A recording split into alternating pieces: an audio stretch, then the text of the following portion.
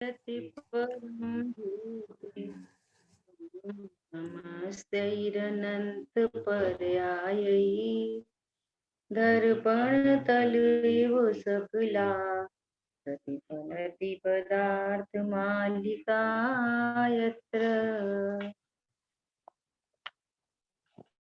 उषा सिद्धि उपाय ग्रंथ और 178 श्लोक पर अपनी चर्चा चल रही थी, जहां इसका विषय है कि आत्मघात संलेखना आत्मघात नहीं। आत्मघात कौन करता है ना? आत्मघात किसको कहा जा सकता है? तो वो कह रहे हैं कि जहां राग द्वेष आदि भाव होते हैं, है ना, और जो तीव्र कषाय से मरना चाहता है, ये वास्तव में आत्मघात है। और यहाँ तो राग आदि के अभाव की विधि चल रही है। ठीक है, इसके संबंध में और सावधानी के लिए यहाँ आचार्य भगवान कह रहे हैं कि यदि कोई रोग आदि हो जाए तो यथाशक्ति औषधि करे, और ऐसा लगता हो कि नहीं मरण अवश्य भावी है, ऐसा लग रहा है, तो फिर कुछ समय के लिए त्याग करे। और यदि जीवन शेष रहेगा तो वापस यथाशक्ति अपने संयम की रखे अन्न जल आदि का ग्रहण करूंगा। पॉइंट समझ में आया?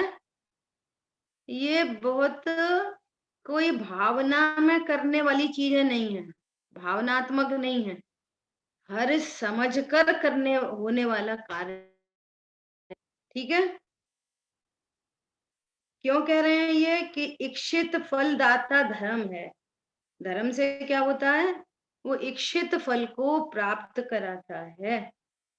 इतनी सब अपनी चर्चा हुई थी। पेज नंबर है 20, है ना? इसके सेकंड पैराग्राफ तक अपनी चर्चा हुई थी।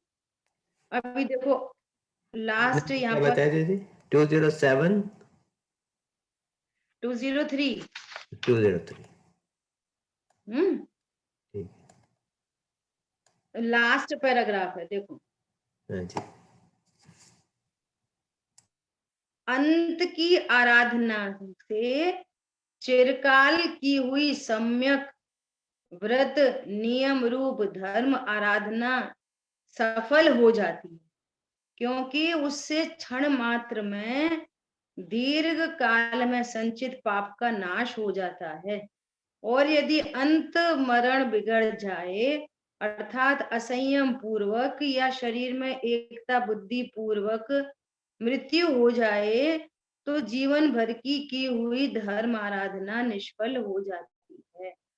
इसका अर्थ अपन लौकिक बात से समझ सकते हैं कि बच्चा पूरी साल मेहनत करता रहा, है ना, और आखिरी में बीमार पड़ गया, और पेपर के टाइम पे, एग्जाम के टाइम पे, और वो अच्छे से कर नहीं पाया, तो पूरे साल की मेहनत उसकी क्या चली गई? बेकार चली गई। ऐसे यहाँ पर कह रहे हैं कि तुमने पूरे जीवन धर्म आराधना की, लेकिन अंत समय में जैसे शरीर में रोग आदि बढ़ गए या किसी प्रकार का दुख तकलीफ बढ़ गई, तो उसका लक्ष्य करते हुए, है ना, भेद ज्ञान की शरण में नहीं गए, देव साधु की शरण में नहीं गए, एकांत रूप से उस कषाय का या उस देह की क्रिया का लक्ष्य हुआ, तो देखो परिणामों से ही बंध और परिणामों से ही मुक्ति है ना। तो वह परिणाम बिगड़ गए, देह में एकत्व बुद्धि हो गई, देह में है कषाय की तीव्रता हो गई अंत समय में। तो फिर पूरे कह रहे हैं कि पूरे जीवन की जो धर्म आराधना थी वो निष्फल हो गई। अब इसमें भी एक मुख्यता से कथन है ये सब, है ना, सामान्य रूप से।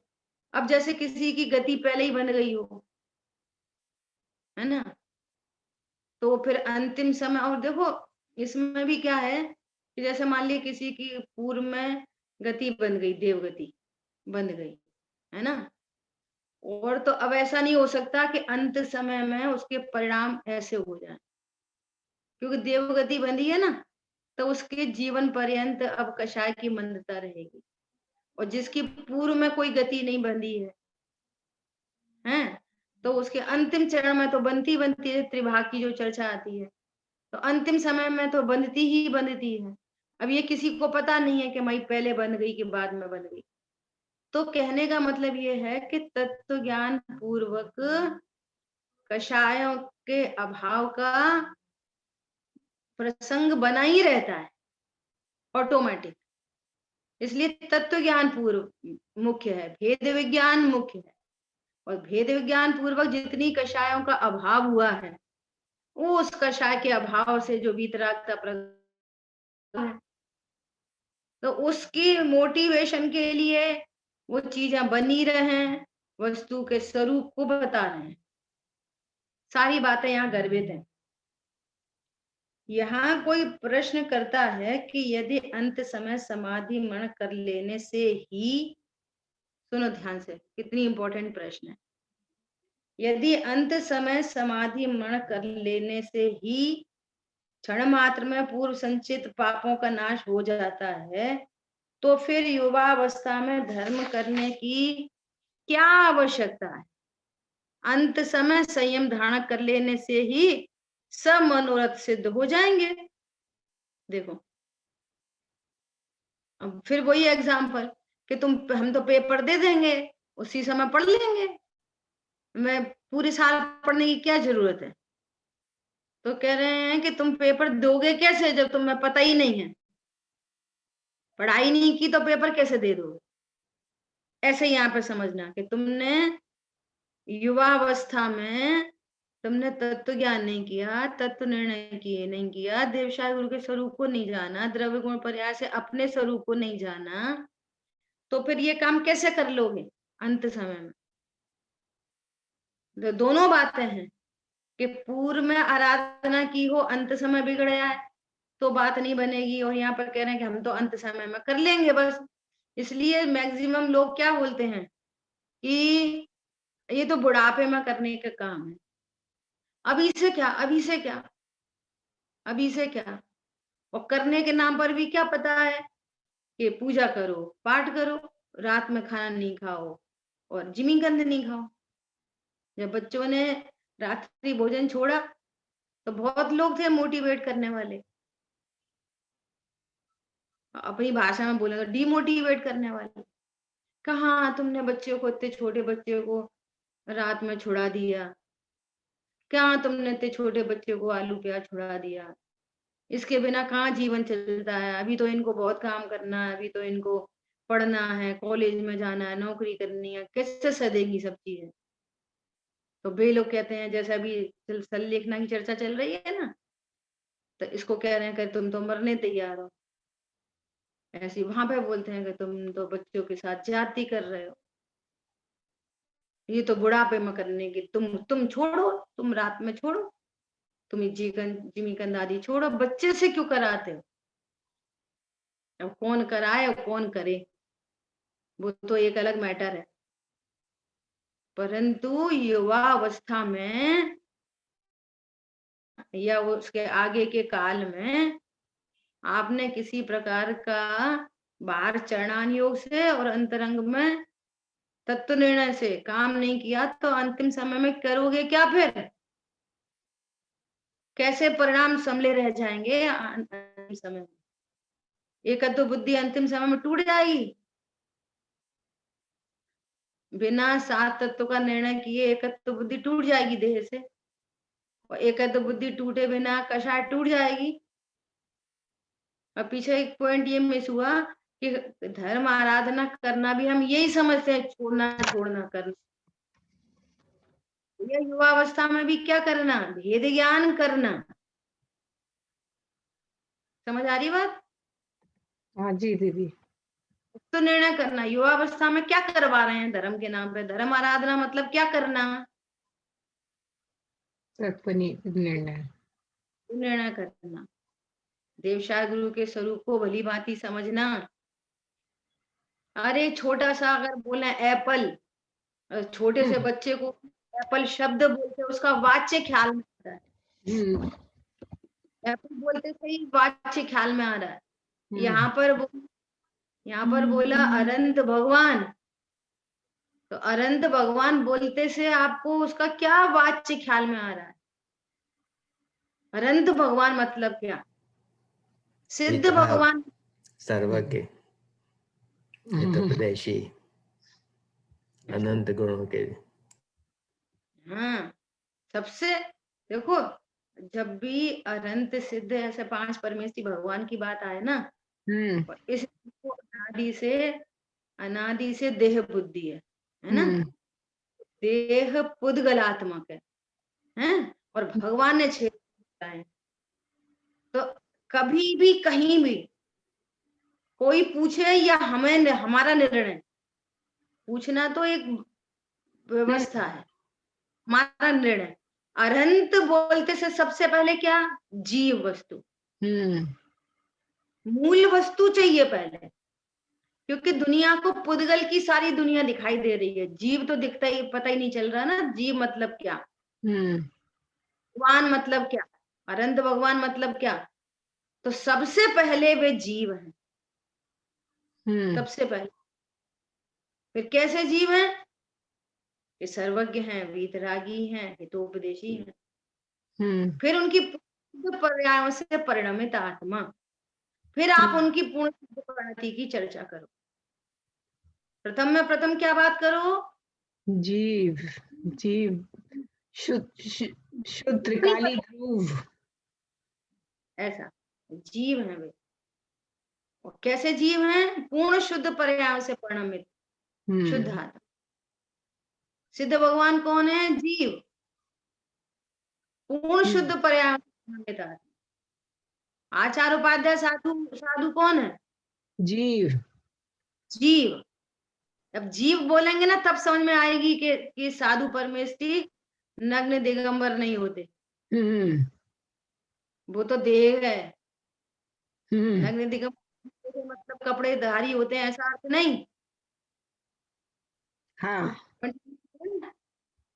तब ये अर्थ निकले, इसलिए मूल वस्तु नहीं चूकना। तो पूरे जीवन काल में क्या करें? हम तत्व निर्णय करें। वे जीव हैं, मैं भी जीव हूं, इस देह देव विराजमान मैं भी क्या हूं? मैं जीव हूं। पूर्ण शुद्ध, हाँ, मैं जीव हूं। जब भी ऐसे स्वाध्याय करते हैं, रोज नए नए नए नए भाव निकल के आते हैं। उसी पढ़ी हुई को फिर से पढ़ोगे तो फिर नए भाव निकल के आए। हाँ, 17-18 नंबर की गाथा चल रही है सुबह। जीव राजा को जान, है जैसे लोक में भली प्रकार से राजा। अब राजा को जानने का मतलब क्या? कि राजा उसे कहते हैं जो बहुत स्वयं बहुत धनाढ्य होता है, और राजा की उपासना करने से, उसकी सेवा करने से मुझे धन की प्राप्ति हो सकती है, मैं सुखी हो सकता हूँ। मुझे जो कुछ समस्या है, अभी मुझे बेटी की शादी करनी है, वो धन प्राप्त हो सकता है। मुझे घर गृहस्थी चलानी है, वो धन प्राप्त हो सकता है। मुझे बहुत असाध्य रोग हुआ है, वो रोग के लिए धन प्राप्त हो सकता है। उसका ही नाम तो राजा है। इसकी उपासना से अवश्य ही मुझे सुख की प्राप्ति होगी। ऐसा यहाँ पर अटूट विश्वास कि जीव राजा को जानने से, अर्थात मैं जीव हूं, मैं आत्मा हूं, मैं जीव राजा हूं, ऐसा जानने से सर्व दुखों का अभाव हो सकता है। अब खड़ा करो कोई भी एक दुख, एक टेंशन, पति तो सुनता ही नहीं है, और ऐसा परेशान करते, अब खड़ा करो। ये जो दुख है ना, ये जीव राजा के आश्रय से मिट सकता है। परिवार में कोई सुनता नहीं है, बच्चे की नौकरी नहीं लगी, हमारे बेटे की तो शादी नहीं हो रही, वो लगाओ जितनी भी प्रकार के हैं। ये जीव राजा को जानने से सर्व दुखों का अभाव हो सकता है। इसलिए तू प्रथम में प्रथम, मैं जीव राजा हूं, ऐसा जान। समझ में आ रही है? पूरे जीवन काल में यही भेद विज्ञान की तैयारी, तब वो अंत समय भी काम आएगा। अब में आपने जितनी जिनवाणी में चरणानियों की सापेक्ष कथन है, जैसे अपने यहाँ क्या भाई, अष्टमी चतुर्दशी संयम से रहना चाहिए। अब जिसको संयम से रहने की आदत हो, रस परित्याग की जिसको हैबिट हुई, तो कितना कषायों से बचता है, सहज हो गई प्रणति। समझ आई बात? मैं रसना इंद्री के माध्यम से रस को नहीं चखता, मैं घ्राण इंद्री के माध्यम से पर पदार्थ को नहीं सूंघता। ये इंद्रिय, इंद्री के विषयभूत पदार्थ, इनसे मैं भिन्न हूं। पॉइंट समझ में आ रहा है? अब जो स्थिति परिस्थिति बिगड़ रही है बाहर की, तो मैंने तो पहले ही निर्णय किया था ये परद्रव है। मैं तो देखो, जो तत्व ज्ञान नहीं करते उन्हें भी पता है कि एक ना एक दिन ये देह छूटेगी। उसने बहुत लोगों को मरते देखा है, और एक तत्व निर्णय करने वाले को पता है, वो बिल्कुल बेखबर है, मरेंगे तो मर जाएंगे। कौन मरता है, क्या मरता है, कैसे मरता है, क्या खबर है, कुछ अता पता नहीं है। और यहाँ तत्व निर्णय पूर्वक शांति है, उसको जीवन काल में शांति है। समझ में आ रही है? अब वो अनाहारी स्वरूप को जाना है, जानकर भले खाने पीने से संबंधित दिक्कत हो। मैं अकषाय स्वरूप हूं, फिर वो कषाय से रिलेटेड बात हो। निर्णय तो हमारा ये है ना, मैं अकषाई हूँ।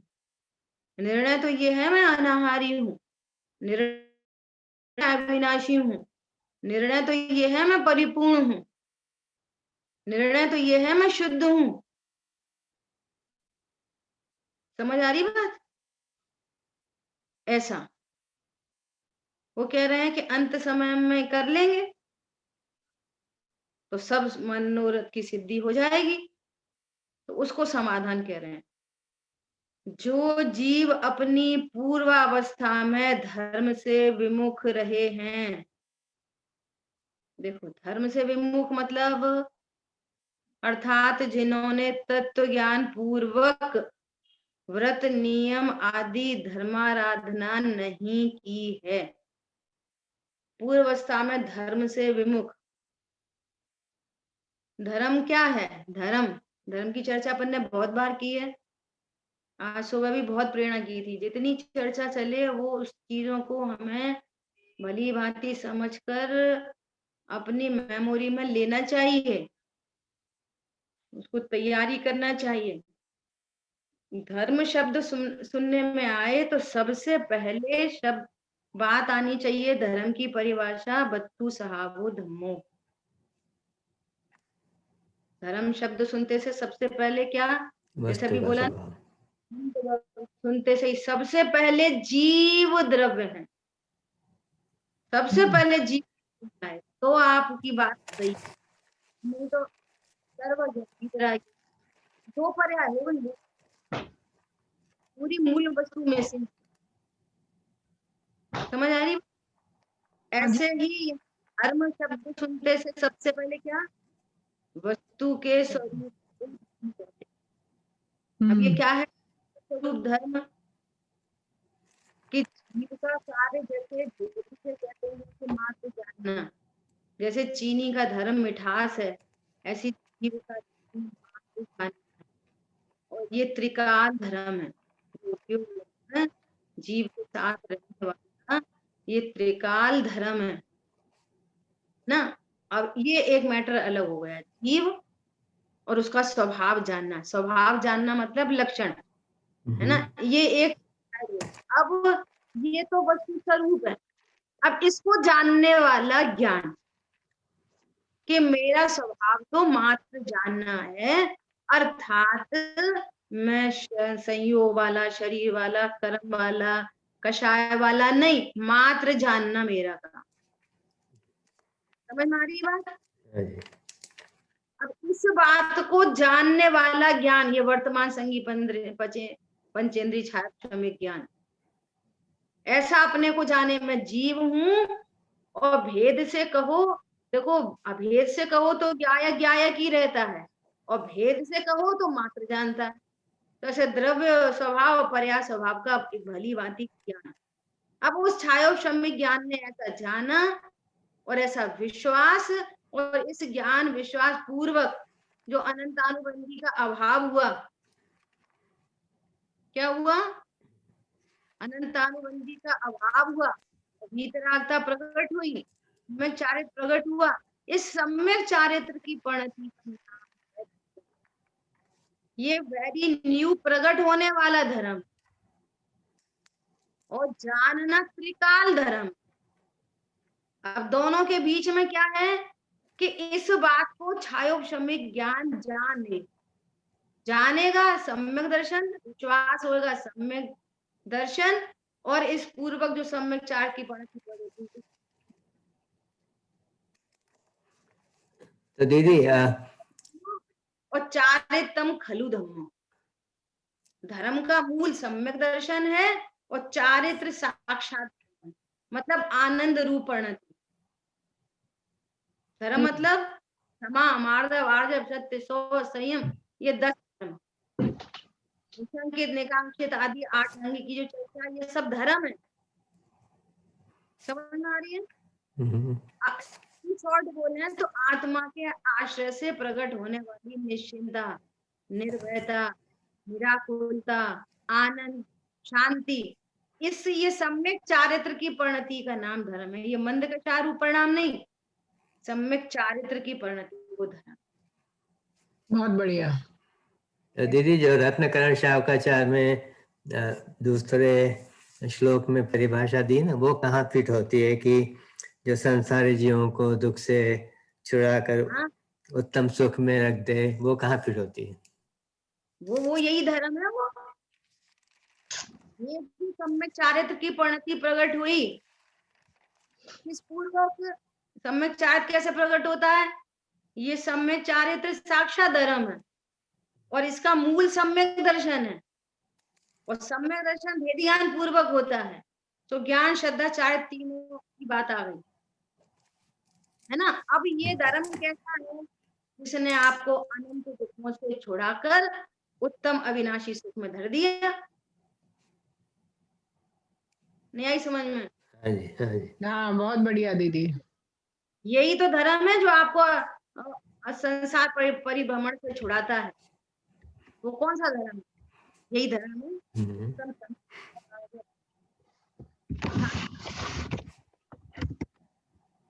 इसी का नाम धर्म। अब प्रकट हुआ, अभी ये जीव 1 इंद्री, 2 इंद्री, 3 इंद्री, 4 इंद्री, पंचेंद्री, असंगी, स्त्री में कितने परिभ्रमण के रूप दुख थे? 1 इंद्री, 2 इंद्री, 3 इंद्री में कितने दुख थे? बोलो, असंगी कितने दुख हैं? तो इस सम्यक चारित्र रूप धर्म ने सारे संसार परिभ्रमण रूप दुख से छुड़ा दिया ना। अब क्या है? 2-4 भव, 10 भव बचे बस। और ये सम्यक चारित्र प्रकट होता है, इसका मूल है सम्यक दर्शन। हाँ जी। और सम्यक दर्शन का मूल है भेद बुद्धि। तो पूर्वावस्था में क्या करना चाहिए? श्रद्धान और धैर्य ज्ञान करना चाहिए। अभी क्या बोल रहे हैं? जिसने पूर्वावस्था में धर्म से विमुख रहे, ये इस धर्म से विमुख रहे, रत्नत्रय से जो विमुख रहा। समझ आई बात? अर्थात ज्ञान पूर्वक व्रत नियम आदि धर्माराधना नहीं की है, वे जीव अनंत काल में धर्म सन्मुख अर्थात संयुक्त संन्यास युक्त कभी नहीं हो सकते, कभी नहीं हो सकते। अब विचार करो कि ये धर्म तो प्रकट हुआ नहीं, तत्व निर्णय किया नहीं, और कदाचित कोई मंद कषाय से भी मर गया। अरे मनुष्य तो छोड़ो, त्रियंच गति के जीव मंद कषाय से मर के देवगति में उत्पन्न हो जाते हैं, त्रियंच गति के जीव भी। कुत्ते की बात तो प्रसिद्ध है ना, णमोकार मंत्र सुनाया, मंद कषाय से मर के देवगति में पहुंचा। सेठ देखो, सेठ जी की कहानी यहाँ पे घटित हो रही है पूरी। सेठ जी जीवन भर स्वाध्याय करते थे, समय सिद्ध हो रहा है, समय दृष्टि नहीं थे, लेकिन स्वाध्याय जीवन रहता था मंद कषाय में, और आखिरी टाइम पर संश्लेषित हो गए परिणाम, प्यास प्यास प्यास, मेंढक बन गए। गए। और समय साथ होता तो त्रियंच गति का बंध ही नहीं होता। समझ में आ रही है? ऐसा अब मेढक बन गए, और मेढक ने भी तो कोई तत्व निर्णय किया नहीं, और भगवान फूल लेके चला, और मंद कषाय तो भी मर के देव गति में पहुंच गया। समझ में आ रही है? हाँ जी दीदी।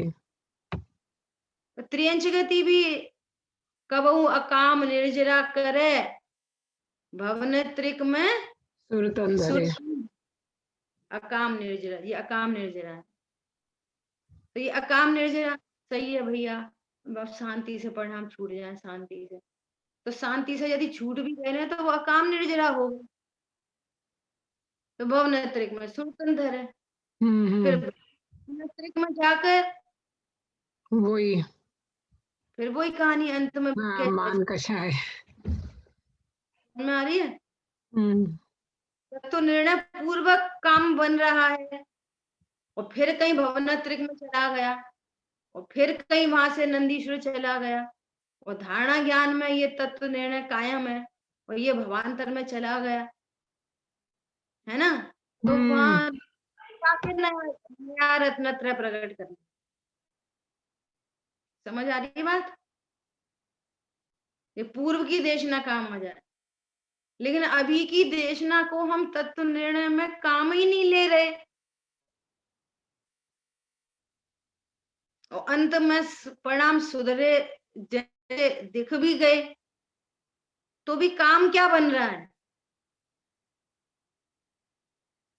पॉइंट समझ में आ रही है? बात समझ में आ रही है? कुछ साथ नहीं जाएगा। हाँ, ये मूल बिना सब धूल है। देखो देखो क्या बोल रहे हैं, क्योंकि चंद्र प्रभु चरित्र, देखो एक और आपको करेक्शन करना है, जैसे 8वें कौन है, कौन से भगवान है 8वें नंबर के जिनका यहाँ नाम लिख रहे हैं, बोलो। चंद्र प्रभु भगवान। हाँ, कोई बोलते हैं चंदा प्रभु, और कोई बोलते हैं चंद्र प्रभु। चंद्र प्रभ नाम है, चंद्र प्रभ, ठीक है। चरित्र प्रथम सर्ग में कहा है कि चिरकाल के अभ्यास से प्रेरित करने में आई हुई बुद्धि गुण अथवा दोषों में जाती है। देखो कितनी गजब की बात है, क्या कह रहे हैं, चिरकाल के अभ्यास से प्रेरित करने में आई हुई बुद्धि गुण अथवा दोषों में जाती है। जो वस्त्र पहले से ही उज्जवल हो तो उसके ऊपर मन पसंद रंग चढ़ सकता है, किंतु यदि वस्त्र पहले से ही मैला हो तो उसके ऊपर कभी भी रंग नहीं चढ़ सकता। समझ में आ रही है? चिरकाल से अभ्यास कैसा, ये भोग उसमें कहा है ना, भोग बंधन की कथा का अभ्यास तो चिरकाल से ही है, अनादि से ही चला आ रही है। तो सब जीवों को है, एक इंद्री, दो इंद्री, तीन इंद्री, सब जीवों को इस चीज का अभ्यास है। फिर मरण समय पर वही बुद्धि काम आती है, तो वो जो दोषों से रंगी हुई जो बुद्धि है वो दोषों में ही जाती है। और जिसने यहाँ पर धर्म आराधना की है, जिसने तत्व निर्णय किया है, इस बुद्धि में तत्व ज्ञान चढ़ गया है, गुण चढ़ गए हैं, तो वे गुणों में चले जाएंगे। आज गोष्ठी चल रही थी यहाँ पर, अभी 5 दिन की गोष्ठी शुरू हुई है, सिर्फ दोपहर में। आपकी तो रात्रि रहती है ना, लेकिन YouTube पे हम सुन सकते हैं। तो आज एक बच्चे ने बहुत अच्छा विषय लिया है। इतनी बातें, बहुत तरह की चीजें ख्याल में आती है ना। क्या सर्वज्ञ और वीतरागता और हितोपदेशी बने पर चर्चा चल रही है। तो कल चर्चा आई थी वीतरागता पे और आज चर्चा चली सर्वज्ञता पे। तो उसमें एक बहुत अच्छा पॉइंट क्या था कि अपन लोक में भी अगर देखें तो जिन जीवों को कषायों की मंदता होती है ना, उनका ज्ञान विवेक काम करता है। अब देख लेना, अब लोक में भी जितने भी बहुत सुपीरियर मोस्ट पद पे होंगे ना, जिस भी लाइन में, कोई डॉक्टर है बहुत बड़ा, कोई बहुत बड़ा सीए है, कोई बहुत बड़ा इंजीनियर है, तो अपन कहते हैं ना ये बहुत बड़ा व्यक्ति है पर बहुत हम्बल है। समझ में आ रही है? लौकिक क्षेत्र में भी, घर में भी देख लो, जो जीव बहुत क्षण क्षण में तीव्र कषाय होती है ना, बहुत आकुलता में, तीव्र कषाय को अकेला क्रोध नहीं समझना, तो मान से रंगे रहते हैं, आकुलता से 24 घंटे रंगे रहते हैं, इनका विवेक काम ही नहीं करता। छोटी छोटी बातें स्लिप हो जाती हैं, छोटी छोटी बातों में समझ नहीं पाते हैं। ऐसा ज्ञान का और ये जो चारित्र की पर्याय का, इसका ऐसा सुमेल है। अभी अज्ञानता के काल की चर्चा चल रही। अज्ञानी पुरुष भी कोई है, अज्ञानी जीव भी, तो कहते नहीं क्रोध अंध, क्रोध के में अंधा कुछ भी बोलता है उल्टा सीधा, तीव्र कषाय होते। तीव्र कषाय में ज्ञान इतना काम भी नहीं करता कि ये बड़े हैं कि छोटे हैं, क्या करना योग्य है क्या अयोग्य है, योग्य अयोग्य का विवेक नहीं होता तीव्र कषाय जीव को। अब आओ तत्व निर्णय में, और जिस जीव को तत्व निर्णय पूर्वक सम्यक दर्शन सम्यक ज्ञान प्रकट हुआ है और उसको अनंतानुबंधी के अभाव की वीतरागता है। अब ये सब वीतरागता की वृद्धि होते होते होते होते पूर्ण वीतरागता होती है, वही जीव समर्थ है कि वो सर्वज्ञ हो। क्या बोला? पहले पूर्ण वीतरागता होती है और फिर सर्वज्ञता होती है। हाँ जी। ना, अब उल्टा करो, कोई सर्वज्ञ हो जाए और वीतरागी नहीं हो, तो राग कितनी द्वेष मुश्किल हो जाएगी। हम्म, और प्रकृति ये नेचुरल है एकदम, प्रकृति में ऐसी व्यवस्था है। क्या सर्वज्ञ कौन होगा? जो पूर्ण वीतरागी हो।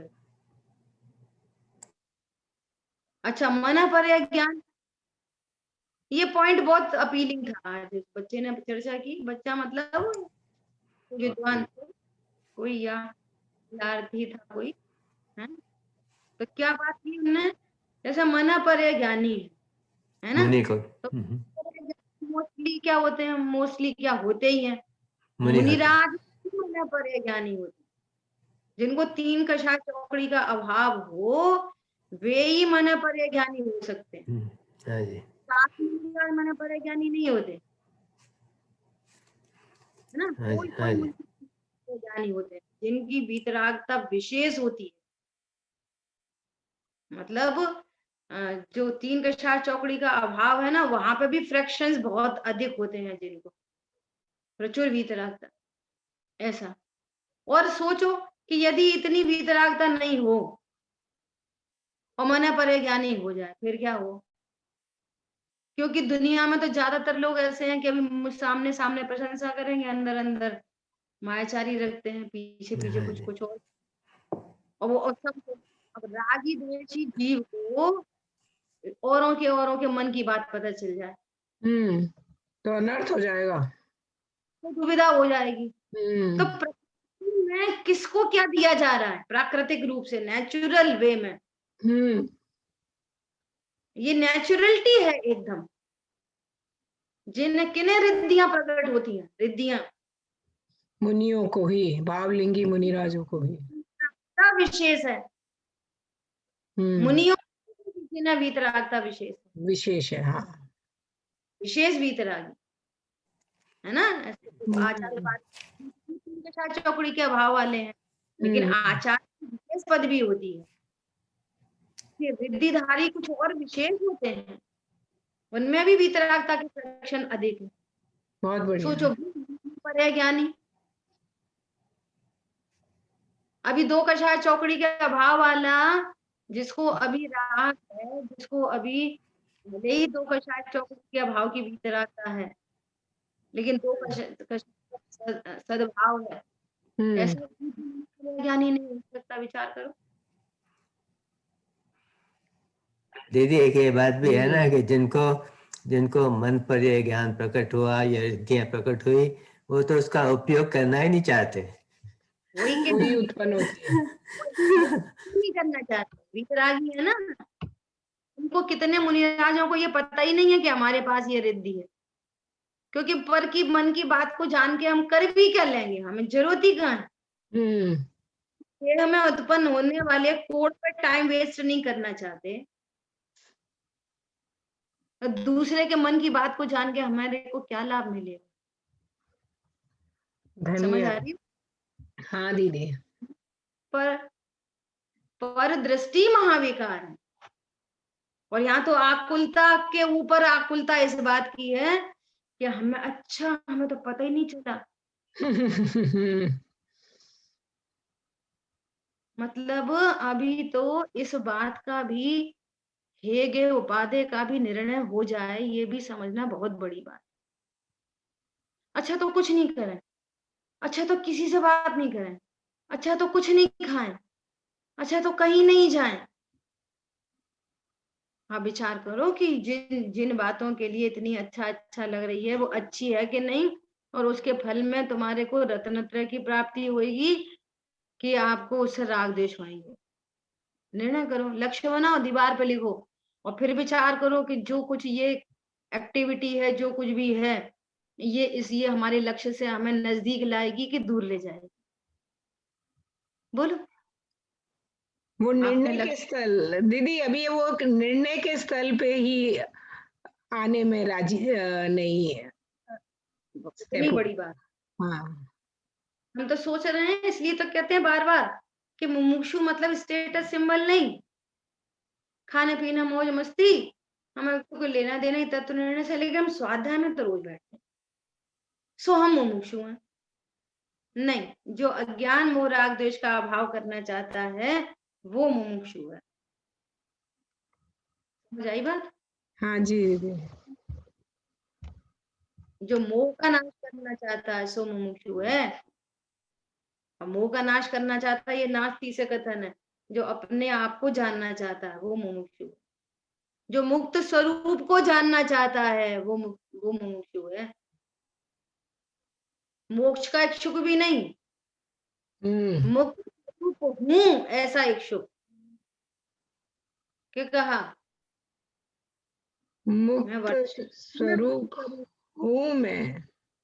हाँ, ऐसा ऐसे जानने का इच्छुक वो है। देखो वही वाली बात यहाँ लिखी कि चिरकाल से जैसा अभ्यास है, उससे प्रेरित करने में आई बुद्धि, वो गुण दोषों में जाती है। आपको दोषों का अभ्यास है तो दोषों में चली जाएगी।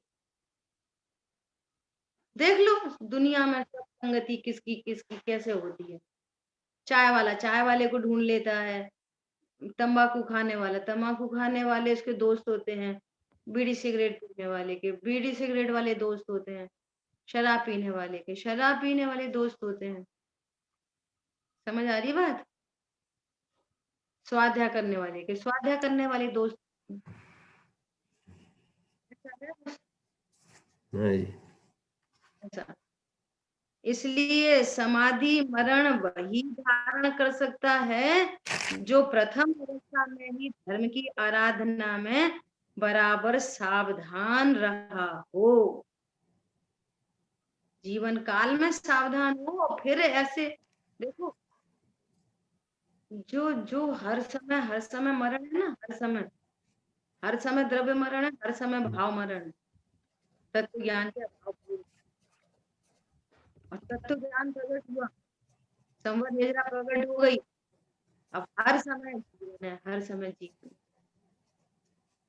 और इस बात समझ में, और जो तत्व में भाव है, अब उसमें शने शने करके चीजें छूट रही, बाहर की कोई एक चीज छूट गई। अरे आज तो हमारी गाड़ी का एक्सीडेंट हो गया, गाड़ी गैरेज। अरे आज तो हमारी वो चीज खो गई, अरे आज तो ऐसा हो गया, है ना। और मरण कैसी चीज है जिसमें सब सब चीजें एक साथ। एक एक छूटने पर तुम्हें इतना दुख होता है, सब एक साथ बहुत सब बढ़िया। कुछ छूटता है। पत्नी, बच्चे, दुकान, मकान, सब तो अभ्यास है नहीं, सबको ये मेरा पूरा तेरा तेरा किसी पे आप उल्टा।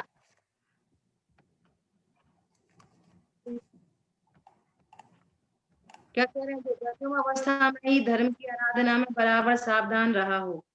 हाँ, इसी स्थान पर भी कभी ऐसा भी देखने में आता है कि जिसने आजीवन धर्म जीवन में चित्त नहीं लगाया हो, वह भी अपूर्व विवेक का बल प्राप्त करके समाधि मरण या संन्यास पूर्वक मरण करके को प्राप्त हो गया।